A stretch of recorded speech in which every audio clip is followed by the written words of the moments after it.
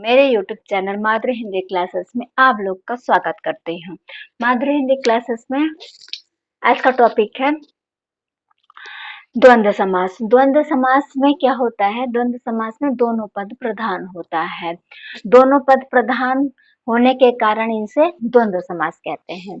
और द्वंद्व समास में देखते हैं कि कौन कौन से है ये द्वंद्व समास में। वैसे तो द्वंद्व समास में 3 भेद होते हैं। इतरेतर द्वंद्व होता है, समाहार द्वंद्व होता है और विकल्पिक द्वंद्व होता है।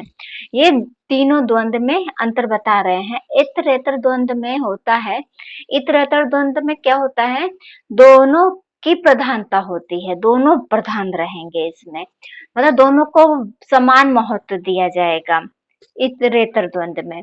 और समाहार द्वंद्व क्या होता है? समाहार में दो शब्द ऐसे रहते हैं मगर दो शब्दों का यूज हम करके सारे सामग्रियों का या सारे वस्तुओं का भी उसमें समाहित कर देते हैं, समाहार द्वंद्व कहते हैं। वैकल्पिक द्वंद्व उसे कहते हैं जो विकल्प, या तो आप ही रहते हो या तो मैं ही रहूंगा। तो इसमें हम समझाते हैं। देखिए रात दिन, तो ये क्या है? इतरेतर द्वंद्व है। रात का भी महत्व है, दिन का भी महत्व है, ठीक है। और क्या कहते हैं इनको? ये वैकल्पिक द्वंद्व भी कहा जाएगा। या तो रात ही रहेगा या तो द्वंद्व ही रहेगा। वैकल्पिक द्वंद्व मानते हैं पूरा तरह से। रात या तो दिन, एक समय में रात और दिन दोनों साथ नहीं हो सकते, ठीक है। तो ये वैकल्पिक द्वंद्व है। विकल्प में एक ही सही माना जाता है तो ये एक ही सही रहेगा, तो इसीलिए ये वैकल्पिक द्वंद्व है। अब देखिए दाल रोटी कह देने पर जैसे हम कहते हैं अरे दाल रोटी मेरा चल रहा है, यानी मेरा सामान्य सी स्थिति चल रहा है। दाल रोटी मतलब एक सामान्य से, इसमें सारे पदार्थ मतलब खाद्य पदार्थ सारे समाहित हो गए। पूरे भोजनों का नाम न लेकर, पूरे अन्न का नाम न लेकर बस दाल रोटी कह देने से मेरा सामान्य सा खाना उसमें समाहित हो जाता है। तो ये क्या है? वैकल्पिक द्वंद्व, या तो रात ही रहेगा या तो दिन ही रहेगा। दाल रोटी यानी समाहार द्वंद्व कहते हैं, ये इसमें समाहार द्वंद्व है। और राम और श्याम, देखिए राम और श्याम इतरेतर द्वंद्व है, क्योंकि राम का भी समान महत्व है, समान जैसे जितना श्याम का महत्व है उतना राम का भी महत्व है, तो इसलिए ये इतरेतर द्वंद्व और या तथा लगाते हैं। राम और श्याम ऐसे बोलते हैं ना, तो योजक चिन्ह इसमें देखिए, पहले तो हम इसको पहचान ले, द्वंद्व समास से हम पहचान लेते हैं कि इसमें योजक चिन्ह जरूर रहते हैं। इसको तो बहुत आसानी से हम एग्जाम में बहुत आसानी से इसको समझ लेते हैं कि यही द्वंद्व है समास। पाप या पुण्य, ठीक है, पाप और पुण्य।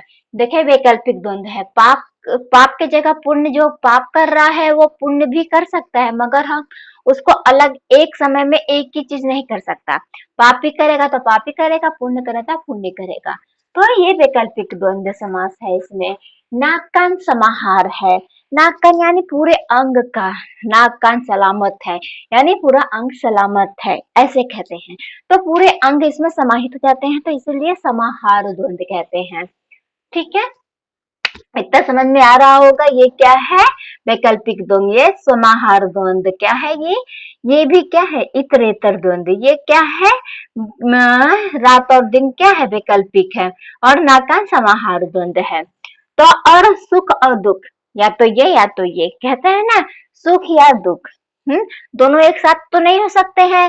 तो अगर हम हंस रहे हैं तो उसी समय रो भी नहीं सकते हैं, तो हम एक समय में अलग अलग स्थिति में होता है, तो ये वैकल्पिक द्वंद्व विकल्प है ये, ठीक है। अच्छा बुरा भी वैकल्पिक द्वंद्व है।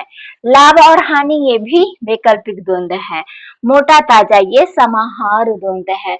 मोटा ताजा है भाई यानी हृष्ट पुष्ट है, स्वस्थ है, अच्छा है, ठीक। उसमें सभी चीजों का उसमें समाहित हो गया, सभी अंगों का, कि उसका शरीर एकदम अच्छा से है। तो ये मोटा ताजा ऐसे हम शब्दों का यूज करते हैं, समाहार द्वंद्व है ये।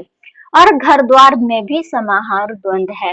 घर द्वार एकदम अच्छा से है भाई, यानी घर द्वार, घर में जितने भी परिवार हैं सारे इसमें परिवारजन पूरे इसमें समाहित हो जाते हैं, इसीलिए समाहार द्वंद्व कहते हैं इसे, तो आई होप समझ में आया होगा। मैं पूरा लिखी नहीं हूँ कि कितने द्वंद्व हैं, मगर मैं बता दी हूँ कि कौन कौन से द्वंद्व होते हैं। इस सभी में अलग अलग द्वंद्व समास हैं। ठीक है, यानी द्वंद्व समास के 3 भेद होते हैं, तीनों में अंतर होता है, इतरेतर द्वंद्व, समाहार द्वंद्व और क्या होता है, वैकल्पिक द्वंद्व। तो इस मिक्स में दे दी हूँ, कहीं द्वंद्व है, कहीं समाहार द्वंद्व है, कहीं वैकल्पिक द्वंद्व है, तो कहीं इतरेतर द्वंद्व है। तो ऐसा समझ में आया होगा। Thanks for watching.